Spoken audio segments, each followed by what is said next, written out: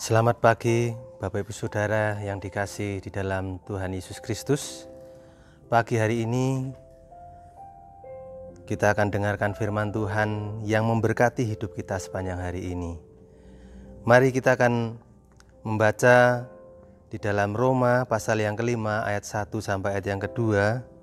Berkata demikian, Roma 5 ayat 1 sampai ayat yang kedua, hasil pembenaran.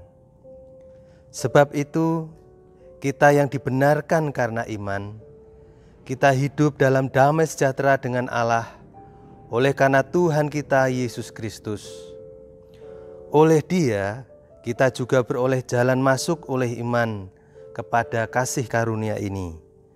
Di dalam kasih karunia ini, kita berdiri dan kita bermegah dalam pengharapan akan menerima kemuliaan Allah. Judul firman Tuhan pada pagi hari ini, Raja Wali aman di tempat yang tinggi. Ada 3 hal yang ingin saya bagikan pada kesempatan pagi hari ini. Yang pertama, bahwa iman adalah jembatan dari kasih karunia Allah di dalam Yesus Kristus Tuhan. Ayat 2 dari Roma pasal 5 tadi mengatakan, oleh Yesus kita juga beroleh jalan masuk oleh iman kepada kasih karunia ini. Saudara, kasih karunia Allah di dalam Yesus Kristus dapat kita masuk ke sana karena iman kita kepada Yesus. Jadi iman adalah hal yang sangat penting dalam hidup kekristenan kita.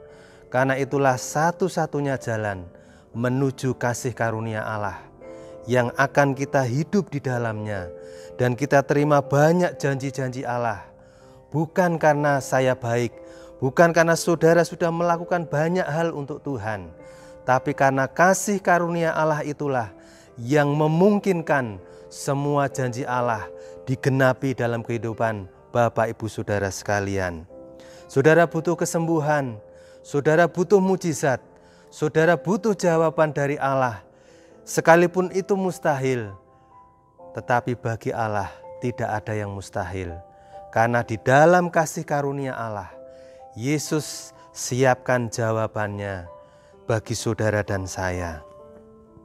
Yang kedua, Bapak Ibu Saudara, tempat aman adalah tempat di mana kita telah diperdamaikan dengan Allah.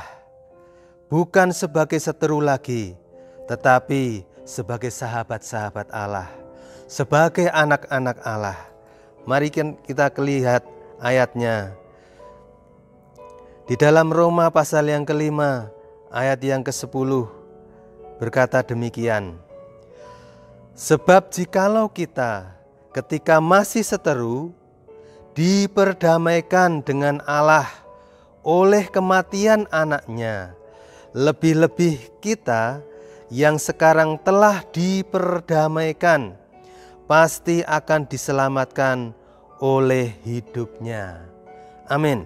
Saudara, tempat aman yang sesungguhnya adalah di mana Allah berada bersama-sama dengan saya dan saudara. Kapan kita bisa berada di posisi yang sama dengan Tuhan? Ketika kita sudah diperdamaikan. Lewat apa? Kematian Yesus. Lewat apa? Lewat darahnya yang sudah dicurahkan untuk darah pendamaian bagi dosa-dosa kita di hadapan Allah. Itulah sebetulnya tempat aman di mana kita tidak lagi sebagai seteru, tetapi sebagai sahabat Allah, sebagai anak-anak Allah, sebagai ahli warisnya Allah. Apapun yang terjadi, sekalipun sekarang situasinya boleh dikatakan tidak aman, tetapi di dalam Yesus selalu ada tempat aman. Karena tangan Allah yang Maha Kuasa membawa kita, menuntun kita, sahabat-sahabatnya, anak-anaknya, domba-domba gembalaannya ke suatu tempat yang disebut dalam kitab Mazmur, padang yang berumput hijau, kepada air yang tenang. Itulah tempat yang aman jika kita ada bersama dengan Tuhan. Jika kita ada dalam tuntunannya setiap langkah di dalam tuntunan Allah. Jadi, saudara dan saya, belajarlah hidup senantiasa dekat dengan Tuhan. Jadi, hiduplah senantiasa mau dipimpin oleh Tuhan. Saya percaya dan saya yakin ketika Tuhan menuntun saya dan saudara, pasti akan sampai di tempat padang yang berumput hijau. Pasti akan sampai kepada air yang tenang itu. Sekalipun jalannya lewat lembah kekelaman, tetapi kita tidak pernah ditinggalkan sendirian. Bahkan ketika kita tidak lagi bisa melewati jalan itu, Dia Allah yang menggendong kita. Dialah Allah yang menanggung kita. Terakhir yang ketiga, Tuhan Yesus Kristus membawa kita belajar untuk tetap hidup di tempat yang tinggi itu. Saudara, kita akan membaca ayatnya, saudara. Tempat tinggi seperti apakah yang Tuhan maksudkan?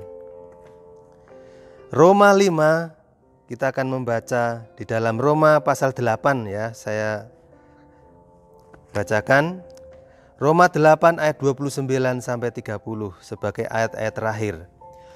Roma 8 ayat 29 dan ayat 30. Sebab semua orang yang dipilihnya dari semula. Saudara dan saya adalah orang yang dipilih Allah dari semula. Bahkan dikatakan di ayat yang lain, sebelum dunia dijadikan.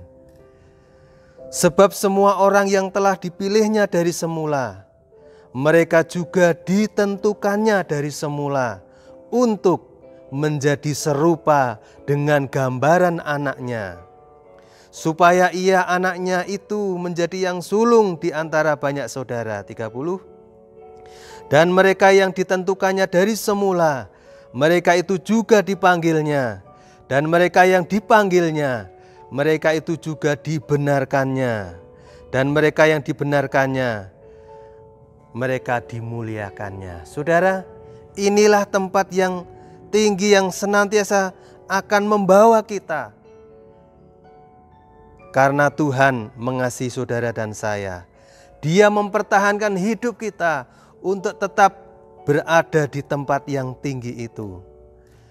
Tempat yang tinggi itu mempunyai gambaran bahwa kita akan senantiasa dibimbing oleh Tuhan untuk menjadi serupa dengan gambaran anaknya. Tidak ada posisi yang lebih tinggi daripada menjadi serupa dengan gambaran anaknya, yaitu Yesus Kristus. Dan ini melewati sebuah proses semasa hidup kita, bahkan sepanjang umur hidup kita, sampai gambaran anaknya itu menjadi nyata dalam hidup saya dan saudara. Sekalipun prosesnya itu sengsara, sekalipun prosesnya itu lewat lembah, tetapi Dia punya maksud supaya kita menjadi serupa, segambar dengan Allah.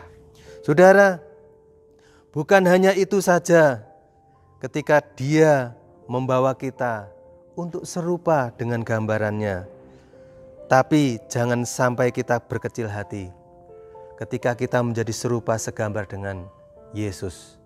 Berarti ketika Yesus juga dimuliakan, kita yang serupa dengan gambar Yesus, kita juga dimuliakan bersama-sama dengan Yesus. Yesus tidak takut kepada situasi apapun. Gelombang badai, angin ribut, Yesus tidak pernah takut dan gentar. Karena Yesus adalah penuh kuasa dari Allah. Dia Allah sendiri. Kalau kita menjadi serupa dengan Allah, kita pun tidak pernah takut dan gentar dengan apapun juga. Semua tunduk di bawah kaki Yesus. Angin ribut, badai dan gelombang diteduhkan. Yang penting kita tetap percaya, jangan takut. Kita sedang dibawa menuju keserupaan segambar dengan Allah. Tidak ada satupun yang dapat menghambat kita, karena Allah sedang bekerja bersama-sama dengan kita. Bersama-sama dengan Allah kita melakukan perbuatan-perbuatan yang besar. Amin. Mari kita berdoa. Mengucap syukur Tuhan buat hari ini, karena Engkau Allah yang membawa kami masuk kepada jembatan kasih karunia Allah lewat iman kami kepada Yesus. Terima kasih Tuhan, Engkau senantiasa membawa kami ke tempat yang aman, yaitu ke tempat yang tinggi, di mana Engkau berada bersama dengan kami. Dan kami bersyukur juga Tuhan, karena Engkau senantiasa membawa kami untuk senantiasa belajar hidup di tempat yang tinggi itu. Memang tidak mudah, tetapi ketika kami fokus kepada Tuhan, kami lakukan perkara-perkara yang besar. Diberkatilah hari ini pekerjaan kami, keluarga kami, kesehatan kami, keuangan kami, karena kami menyerahkan semuanya di dalam tangan Tuhan, Juru Selamat kami yang hidup. Terima kasih Bapa, ini doa kami, dalam nama Tuhan Yesus Kristus, kami berdoa dan ucapan syukur. Haleluya. Amin.